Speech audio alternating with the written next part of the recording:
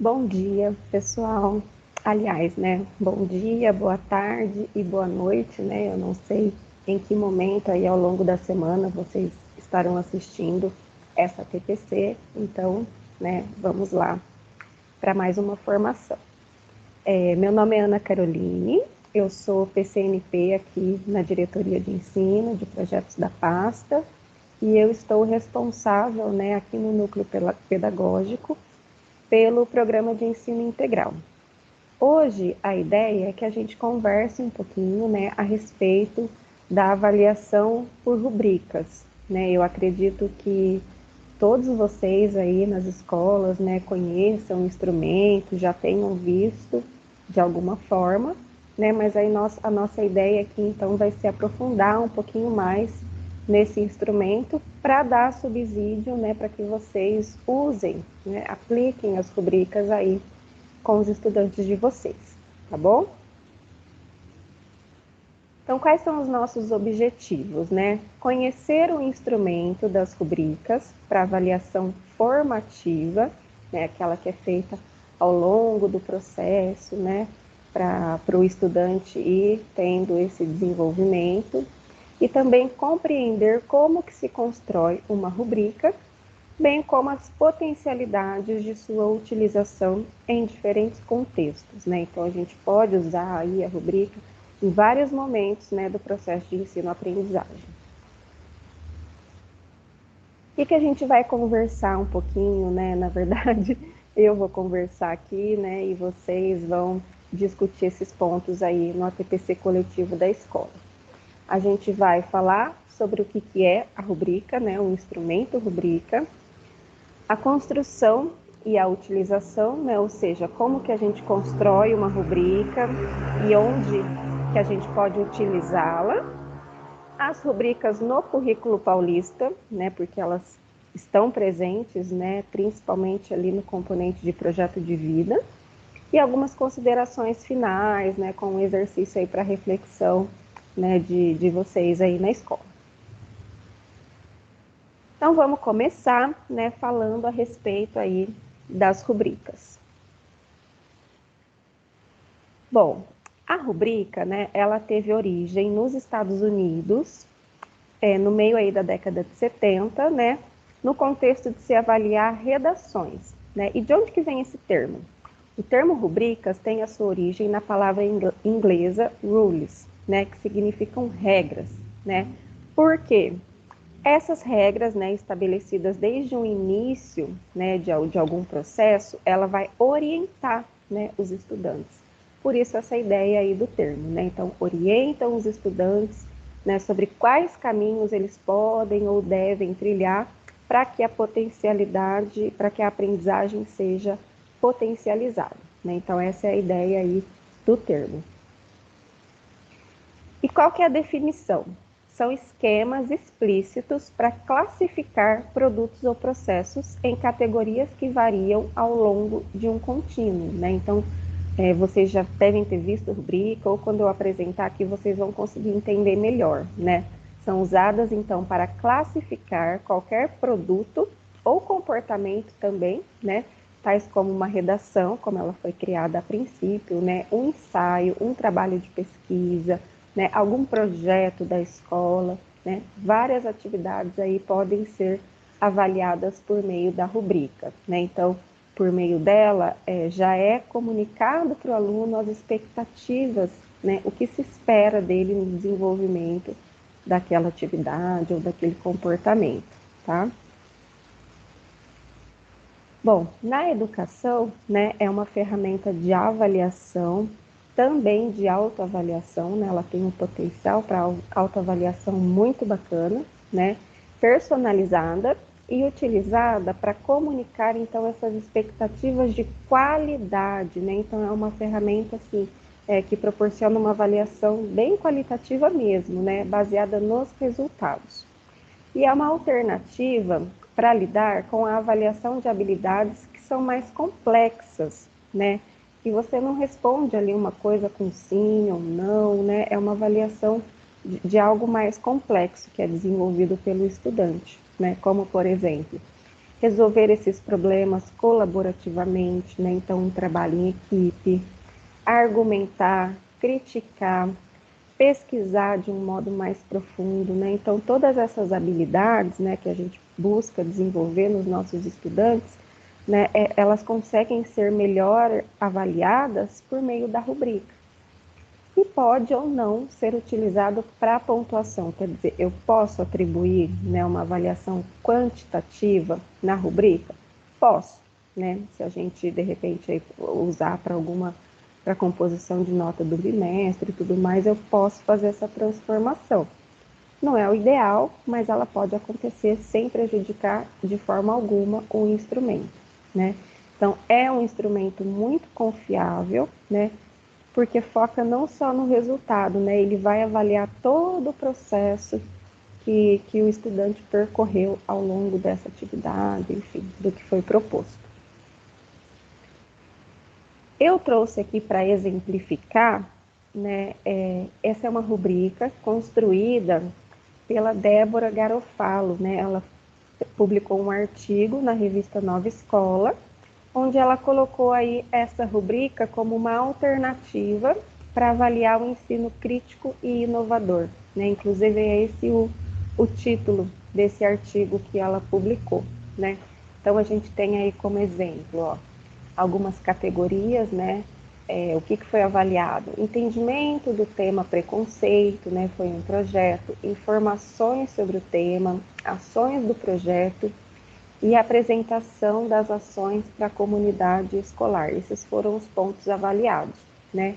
E as categorias, olha, ela colocou não desenvolvido, parcialmente desenvolvido, suficiente desenvolvido e plenamente desenvolvido. E até associou aí essas carinhas, esses emojis, né? Então, para cada critério, em cada categoria, aí a gente tem o que se espera, né, desse estudante.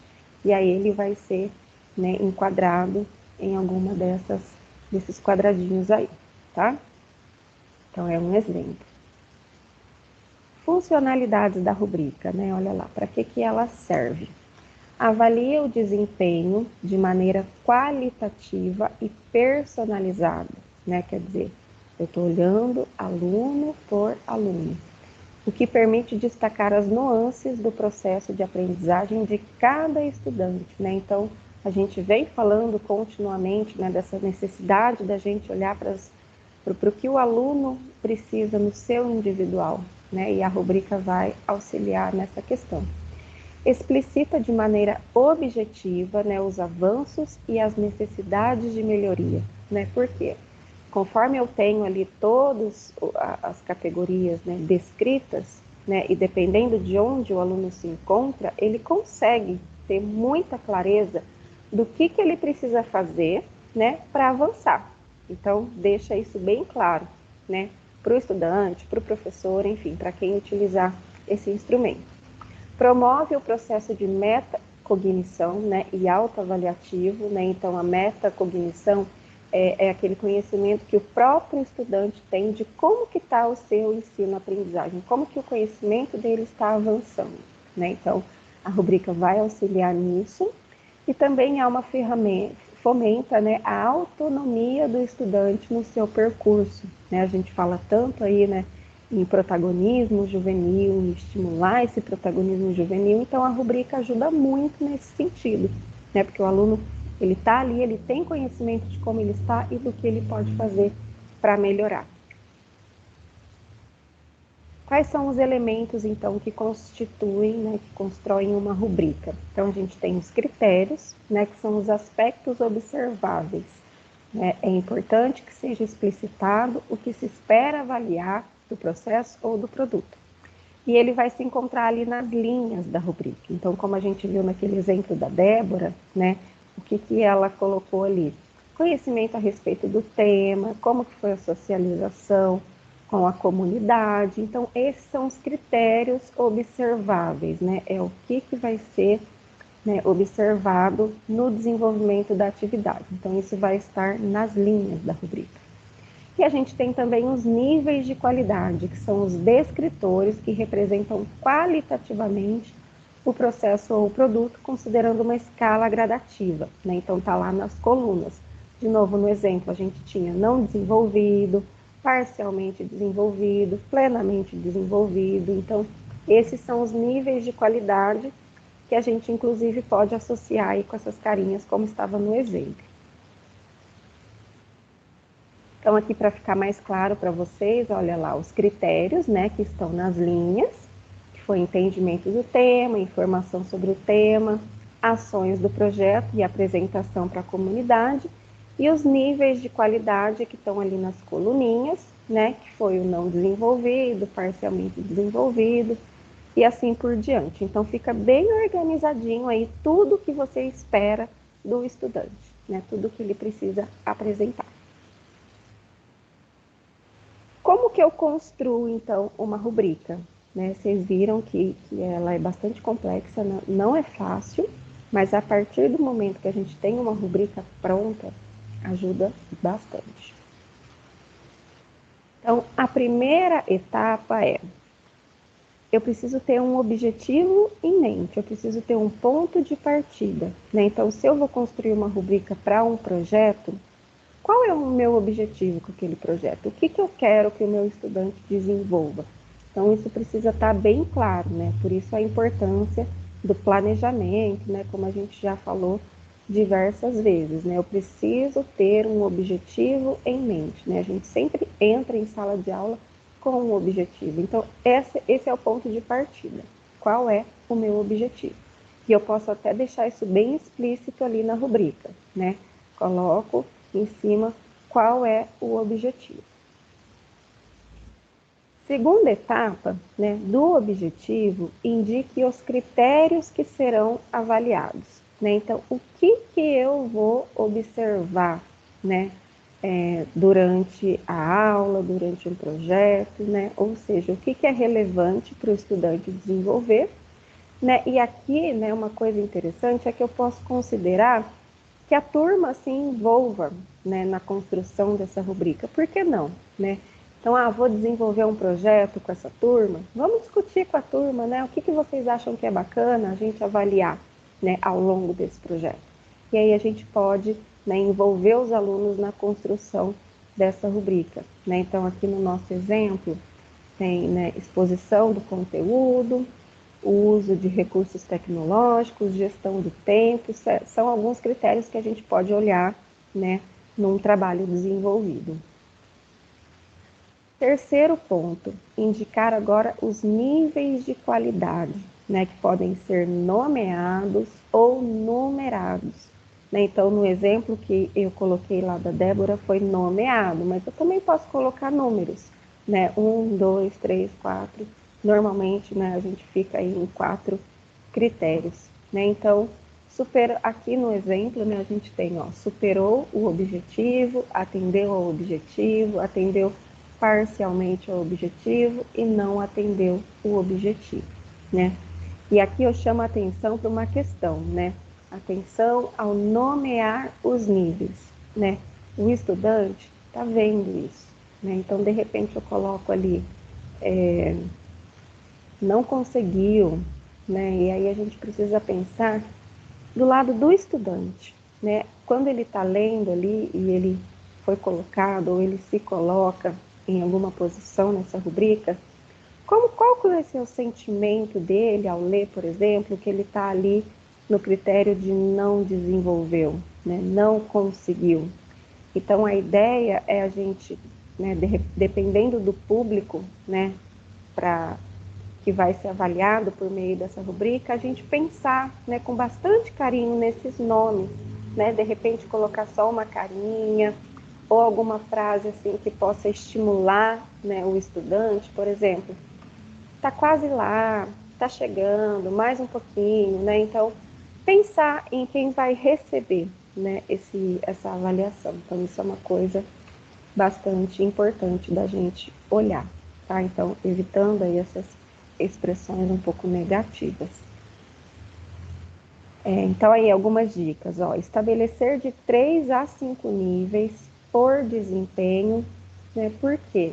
para a gente não se perder aí no meio do caminho, né? Então, normalmente de 3 a 5 já é o suficiente, né? Quando a gente coloca muitos níveis de desempenho, às vezes fica até, né, não fica claro, né, ali a barrinha, né? Como que a gente passa de um para o outro, né? Não existe essa clareza. Então, quando a gente coloca menos, né, que a gente fica em 3 a 5, a gente tem mais clareza dessa interface, tá? E também possibilidade de associação com notas, né? Como eu falei, de repente precisa, né, gerar alguma pontuação, então eu posso colocar lá, ó, superou o objetivo, vai ficar com 4, atendeu ao objetivo, 3, atendeu parcialmente, 2, não atendeu, 1. Nunca o 0, tá? A gente sempre começa com o 1, tá ok? E na quarta etapa, né, aí eu vou descrever cada nível, né, de forma que os textos sejam específicos. Então, para o critério e para o nível de desempenho, eu vou ter que descrever o que se espera exatamente daquele estudante, né? Os aspectos observáveis que representam altas expectativas para o produto ou processo avaliado. Então, aqui eu tenho que pensar que todos os resultados possíveis precisam estar ali naquela rubrica, né? Tudo que o aluno pode apresentar tem que estar ali, né? Para ele conseguir ser enquadrado, né, nesse instrumento, tá bom? Então, por isso que a gente fala, né? É um instrumento fácil de ser construído? Não, não é fácil. Mas uma vez que ele está construído, ele vai ajudar bastante. E por isso que é interessante a gente tentar envolver os estudantes nessa construção. De repente é um projeto de toda a escola, vamos fazer uma construção dessa rubrica, né, numa TPC, em discussão com todos os professores, né, para que a gente tenha aí várias propostas, né, várias ideias, e a gente consiga fazer um instrumento bem bacana. Características, né, da rubrica, então. Facilidade, né?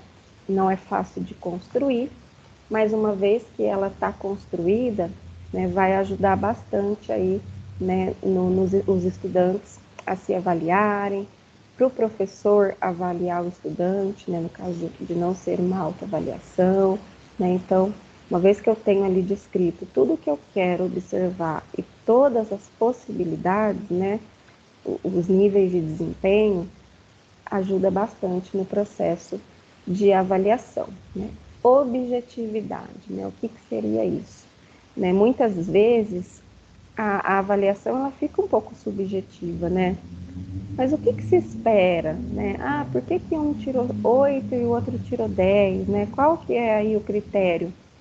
Dentro da rubrica não existe esse problema, né? Tá tudo ali descrito, né? Então a avaliação ela fica muito mais objetiva, né? Granularidade, né? É o que eu falei, é a quantidade de níveis ali adequada, né? Então, não colocar muitos níveis, ficar aí entre 3 a 5, 5 no máximo, né? Gradatividade, por quê? Porque é um percurso, né? Então, as coisas elas vão ficando, né, vão se aperfeiçoando, é tudo gradativo, né? Então, você sai ali de do início, né, de um percurso, né, como não está atendendo e você vai caminhando até que todas as expectativas sejam, né, de fato concretizadas, tá? Que mais? Associativa, né? Eu consigo, né, tendo aqueles meus objetivos lá em mente, eu consigo fazer essa associação para ver se os objetivos foram ou não atingidos. Reutilização, por quê? Eu construo uma rubrica, né, e eu posso utilizar ela para vários contextos, né, para várias coisas. Então, de repente eu pensei nela para um projeto ou para uma atividade de redação e eu consigo ampliar esse leque de utilização dela, tá? Padronização, porque vai ser ali aquele mesmo padrãozinho para todos que serão avaliados. E clarificação, né? O que é isso? Clareza nas expectativas. O que eu espero do meu estudante, né? Tá muito claro ali na rubrica, né? Então, percebam, né, todas as potencialidades que esse instrumento traz para a gente.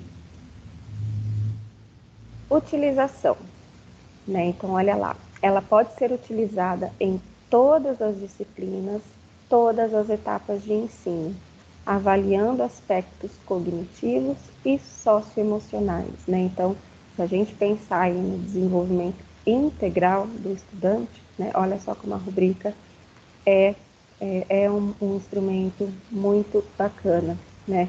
Então, para todos os componentes, né, eu consigo utilizar, inclusive para atividades que são interdisciplinares também, né? Atividades individuais ou em grupos podem perfeitamente também se valer desse instrumento. É possível até mesmo fazer uma avaliação compartilhada com os estudantes, que podem se autoavaliar ou avaliar o seu grupo. Então, também é uma sugestão que a gente pode aplicar aí para os nossos estudantes, né? Uma autoavaliação, uma avaliação ali no grupo, né? Então, tem várias possibilidades de uso.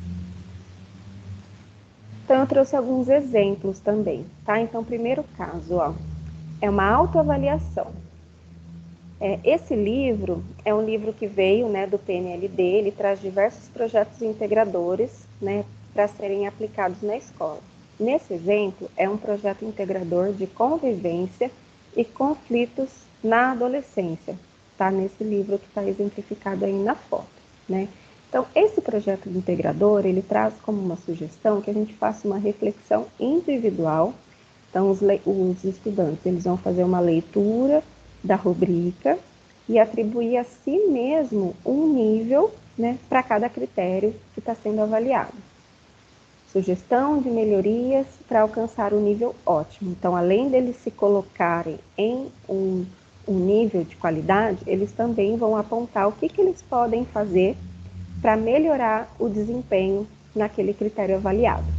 E após isso, eles vão fazer uma reflexão em grupo, né? Ou seja, eles vão compartilhar a avaliação individual, né, que eles fizeram nesse primeiro momento e vão discutir em conjunto, tá? Tem um erro aqui no PPT, depois eu arrumo para mandar para vocês, tá? Então, tá bem pequenininho aí, né, pessoal? Mas depois eu mando o material para vocês conseguirem, né, usar e de repente adaptar aí para alguma atividade na escola. Então, quais foram os critérios observados aí, ó? Colaboração individual, contribuição na criação e execução da proposta e o produto final, né? Normalmente um projeto integrador ele traz aí a construção de algum produto. E os níveis de qualidade foi ótimo desempenho, muito bom desempenho e em processo. Quer ver? Aquela questão que a gente colocou, né, de pensar aí nesses nomes, né, para quem está lendo não ser desmotivador, foi bem respeitado aqui, né? E um segundo exemplo, né, é a gente envolver os estudantes, né, na construção, né? Eles vão participação dos estudantes, né? Então, o que foi... na verdade, desculpa, gente, me confundi aqui. Esse exemplo 2 é aquela avaliação que normalmente a gente faz, atribuir uma nota para a participação do aluno nas aulas, né? Que normalmente é uma coisa bem subjetiva, né? Então, se a gente constrói uma rubrica, por exemplo, para todos os professores na escola, né? Todos vão considerar a participação dos estudantes para as suas notas no final do bimestre, né? E aí todos utilizarão esse mesmo instrumento, né? Então isso pode ser construído coletivamente. Vai ficar muito mais claro para o estudante, né? Tira toda aquela subjetividade que normalmente essa nota traz. Então, como que a gente pode avaliar essa participação dos estudantes? Desenvolvimento das atividades seria um critério. Quais as atividades e conteúdos? E pesquisa e tempo de estudo, né? Então, os níveis de qualidade. Um aluno observador, um aluno envolvido, um aluno atuante e um aluno transformador, né?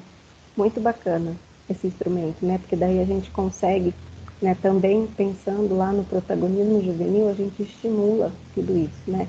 e aí ele se coloca ali, ele vai procurar melhorar.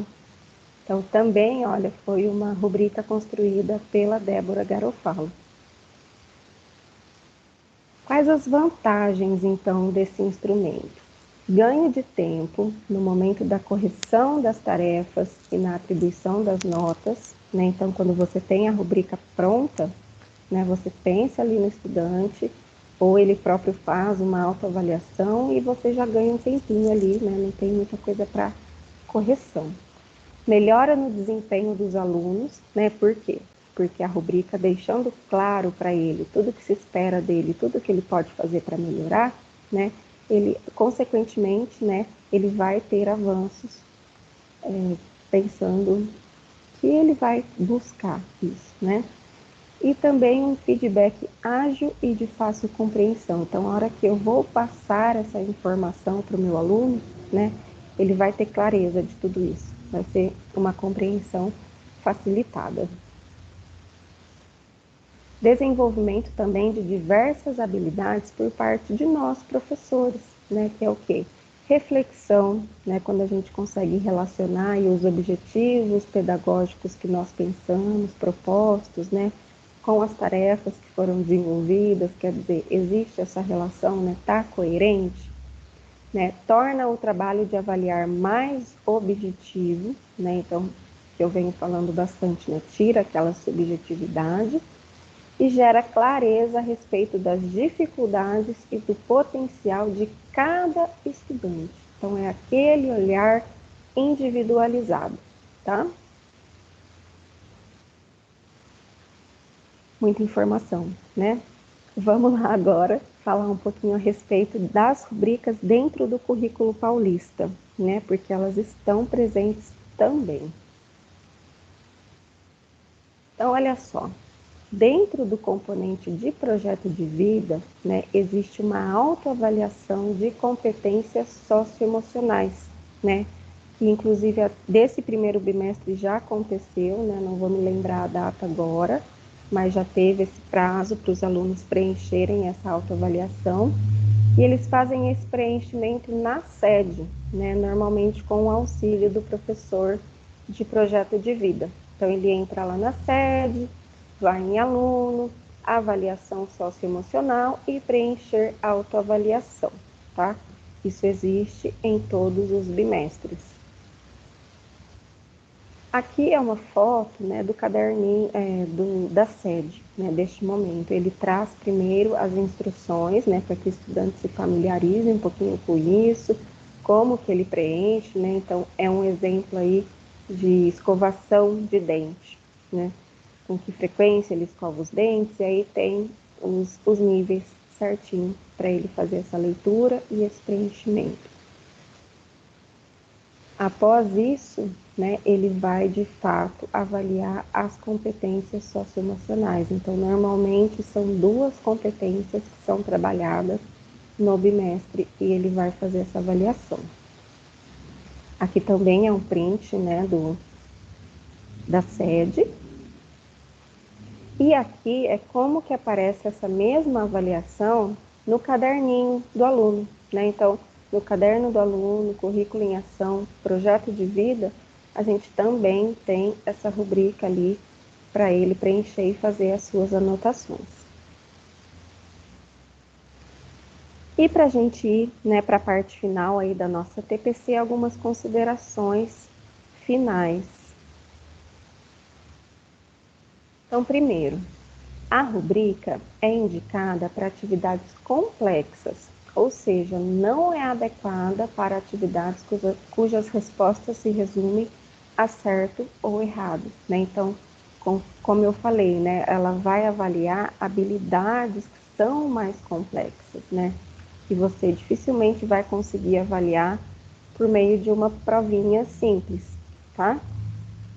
Por ser um instrumento de avaliação formativa, né, a proposta é não converter em nota, não atribuir uma pontuação.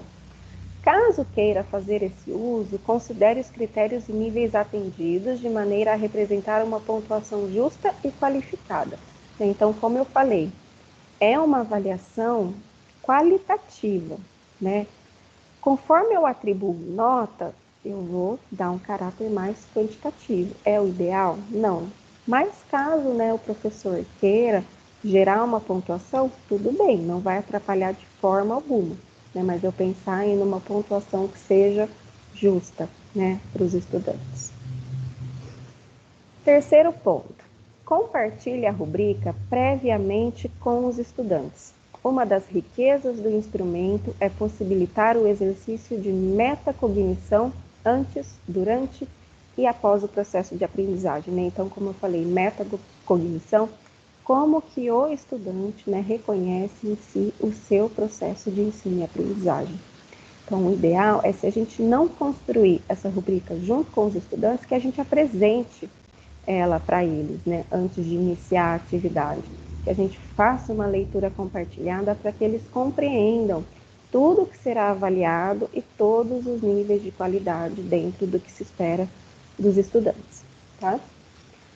A rubrica também é um bom instrumento, né, para fortalecer a perspectiva do planejamento reverso, principalmente quando se constroem sequências didáticas ou projetos. Então, eu posso, antes de pensar, né, no meu plano de aula, eu olhar primeiro para a rubrica, né, para ver tudo que eu quero desenvolver, e aí eu volto lá para o plano de aula inicial, né? Então, isso seria esse planejamento reverso, tá?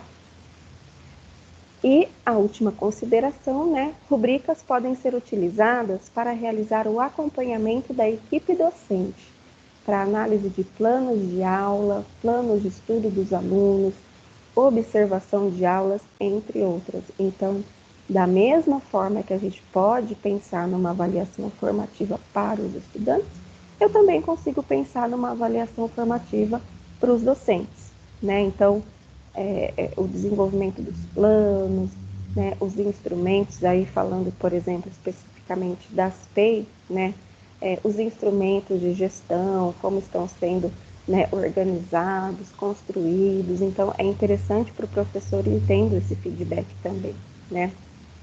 Então, vejam que as possibilidades de uso são imensas, né? A gente consegue aí pensar em vários pontos aí da nossa atuação, né, sendo acompanhados por essas rubricas, tá? E para a gente finalizar essa nossa TPC, eu vou deixar aí para vocês um convite, né, para vocês fazerem uma autoavaliação, né, e pensarem sobre o protagonismo sênior, né? A gente fala muito de protagonismo juvenil, né, que é o jovem sendo o principal ator aí, né, do seu processo de ensino e aprendizagem, mas também existe o protagonismo sênior, né, que parte do professor, da equipe gestora, tá? Então eu vou deixar para vocês uma rubrica, que é uma rubrica de autoavaliação de protagonismo sênior de professores, né? Também existe uma outra rubrica para gestão, né? Depois, se alguém se interessar, eu posso enviar. Mas essas rubricas, elas foram retiradas dos cursos da trilha PEI, né? E né, não precisa ser necessariamente uma escola PEI, né? Para a gente pensar em protagonismo sênior. Protagonismo sênior, né? Ele precisa estar presente em todos nós, professores, né? Então, o que vocês vão agora refletir, né, para fazer essa autoavaliação? Olha lá os critérios que foram colocados. Participação ativa e engajamento com projetos de colegas e estudantes, né? Uso de tecnologia, utilização de metodologias ativas e práticas diversificadas, né, que a gente tanto fala, abertura ao novo, e tem mais um aqui na página seguinte, ó, que é promoção do protagonismo juvenil. Então, todos esses critérios, vocês vão pensar, né, como que está tudo isso em mim, na minha atuação, né, quer dizer, eu estou promovendo o protagonismo juvenil nas minhas atividades, né, eu estou usando estratégia diversificada, estou usando metodologia ativa, né, então vocês pensem, reflitam sobre a prática de vocês e se coloquem em algum desses níveis de desenvolvimento, né, posso melhorar? Comecei, estou quase lá, cheguei lá ou eu já superei, né? Então, deem uma olhadinha, ó, vou até deixar aí um tempo para que vocês consigam, né, fazer essa leitura, né, e façam essa reflexão, né? A autoavaliação é muito bacana porque a gente consegue, né, fazer essa reflexão sobre a nossa prática e pensar, né, o que eu posso fazer para melhorar. A gente sempre busca melhorar a nossa prática para a gente atender lá ao nosso objetivo final, que é o desenvolvimento integral dos nossos estudantes. Então tá aí a primeira parte, vou passar para a próxima, tá?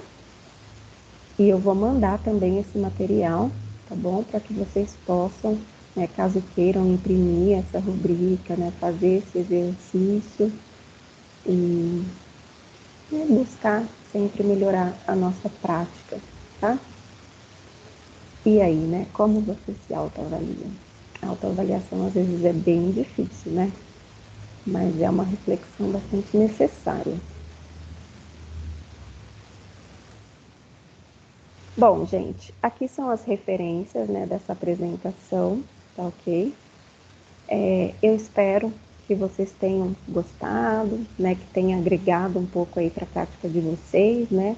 Não é uma coisa que vocês vão conseguir implantar, assim, fazer rápido, mas com um planejamento aí, voltando agora para esse segundo bimestre, né? Quem sabe não é uma boa estratégia para vocês tentarem adotar.